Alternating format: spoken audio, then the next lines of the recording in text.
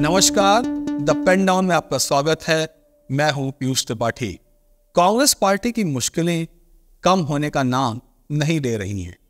कभी कांग्रेस को उसके सहयोगी दल कोसते हैं, तरह तरह के चैलेंज देते हैं, तो कभी कांग्रेस की विरोधी पार्टियां उसको घेरे में लेने की कोशिश करती हैं। हाल ही में पीएम मोदी ने कांग्रेस के बारे में क्या कहा, देखते हैं इस रिपोर्ट में। राज्यसभा में राष्ट्रपति के अभिभाषण पर धन्यवाद प्रस्ताव पर चर्चा का जवाब देते हुए प्रधानमंत्री नरेंद्र मोदी ने कांग्रेस पर एक बार फिर से निशाना साधा। नरेंद्र मोदी ने कहा कि पश्चिम बंगाल की मुख्यमंत्री ममता बनर्जी ने आपको चैलेंज दिया है कि आप 40 सीटें भी नहीं जीत पाएंगे। मैं प्रार्थना करता हूं कि आप 40 सीटें जीत जाएं। पश्चिम बंगाल से चैलेंज आई है कि कांग्रेस 40 पार नहीं कर पाएगी, 40 पार नहीं कर पाएगी। मैं प्रार्थना करता हूं कि आप 40 बचा पाएं। 2024 लोकसभा चुनाव में एनडीए गठबंधन के 400 सीटें जीतने के संकल्प को भी प्रधानमंत्री ने राज्यसभा में दोहराया और कांग्रेस अध्यक्ष मल्लिकार्जुन खड़गे की ओर इशारा करते हुए चुटकियों में कहा कि खड़गे जी ने हमें 400 सीट का आशीर्वाद दिया है।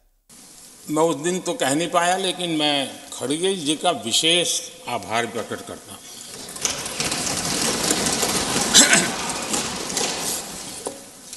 बहुत ध्यान से सुन रहा था खड़गे जी उस दिन में, और ऐसा आनंद आया, ऐसा बहुत कम मिलता है। लोकसभा में तो कभी कभी मिल जाता है, लेकिन आजकल वो दूसरी ड्यूटी पर है, तो मनोरंजन कम मिलता है। लेकिन लोकसभा में मनोरंजन जो कमी हमें खल रही है, उस दिन आपने पूरी कर दी।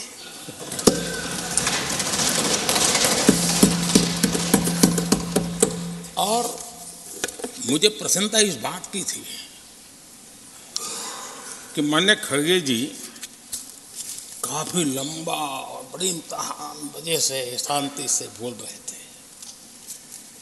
समय भी काफी लिया था। तो मैं सोच रहा था कि आजादी मिली कैसे, इतना सारा बोलने की आजादी मिली कैसे। तो मैं सोच तो रहा था, लेकिन बाद में मेरे ध्यान में आया कि 2 स्पेशल कमांडर जो रहते हैं ना, उस दिन नहीं थे और आजकल नहीं रहते वो। और इसलिए बहुत भरपूर फायदा स्वतंत्रता का आदरणीय खड़गे जी ने उठाया।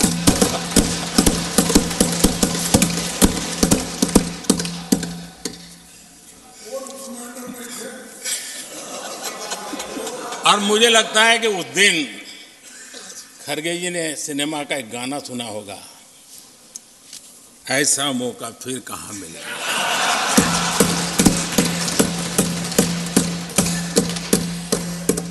और खड़गे जी भी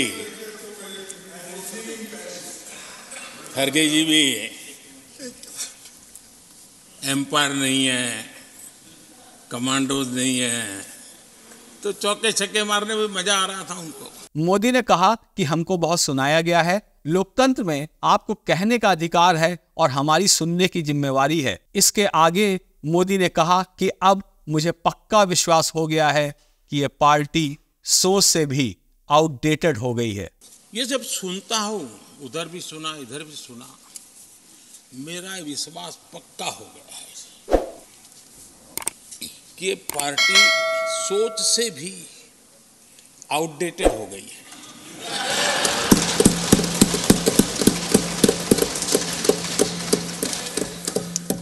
और जब सोच आउटडेटेड हो गई है, तो उन्होंने अपना कामकाज भी आउटसोर्स कर दिया है। आरक्षण पर कांग्रेस की सोच क्या है, इसका भी मोदी ने जिक्र किया और पूर्व प्रधानमंत्री जवाहरलाल नेहरू की मुख्यमंत्रियों को लिखी एक चिट्ठी का हवाला दिया। उन्होंने लिखा था, ये देश के प्रधानमंत्री पंडित नेहरू जी द्वारा उस समय के देश के मुख्यमंत्रियों को लिखी गई चिट्ठी है, ऑन रिकॉर्ड है। मैं अनुवाद पढ़ता हूं। मैं किसी भी आरक्षण को पसंद नहीं करता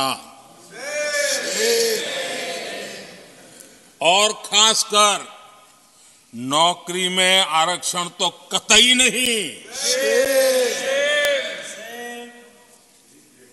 मैं ऐसे किसी भी कदम के खिलाफ हूं जो अकुशलता को बढ़ावा दे, जो दोयम दर्जे की तरफ ले जाए।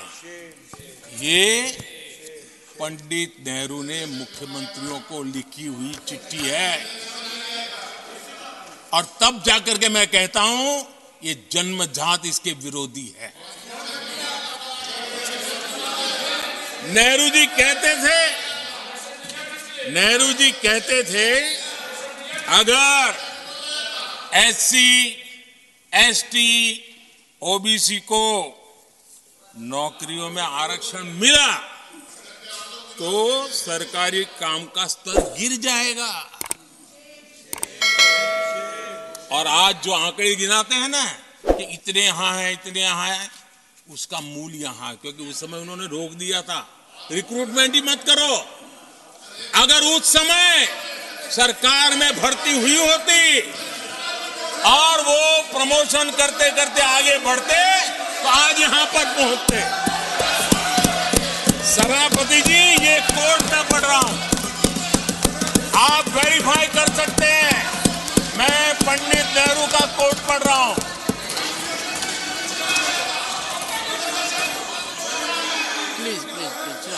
और आदरणीय सभापति जी, leader of opposition was heard in rapt attention.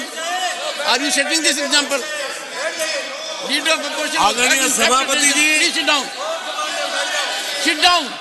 आप तो जानते हैं नेहरू जी ने जो कहा वो कांग्रेस के लिए हमेशा से पत्थर की लकीर होता है। नेहरू जी ने कहा मतलब पत्थर की लकीर उनके लिए।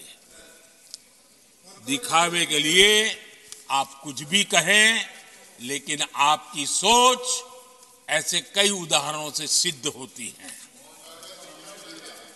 मैं अनगिनत उदाहरण रख सकता हूं, लेकिन मैं एक उदाहरण जरूर देना चाहता हूं, और वह उदाहरण मैं जम्मू कश्मीर का देना चाहता हूं। कांग्रेस ने जम्मू कश्मीर के एससी, एसटी, ओबीसी को 7 दशकों तक उनके अधिकारों से वंचित रखा। बुधवार को राज्यसभा में अपने 90 मिनट के उद्बोधन में पीएम मोदी ने मोदी 3.0 का भी खाका खींचा और बताया कि किस तरीके से सरकार अगले कार्यकाल में आगे बढ़ेगी। इसके अलावा मोदी ने अपने 10 वर्षों के कार्यकाल की तुलना कांग्रेस के कार्यकाल से भी की। आप हमारे चैनल द पेन डाउन को इसी तरह से देखते रहें और लाइक व सब्सक्राइब भी जरूर करें। धन्यवाद।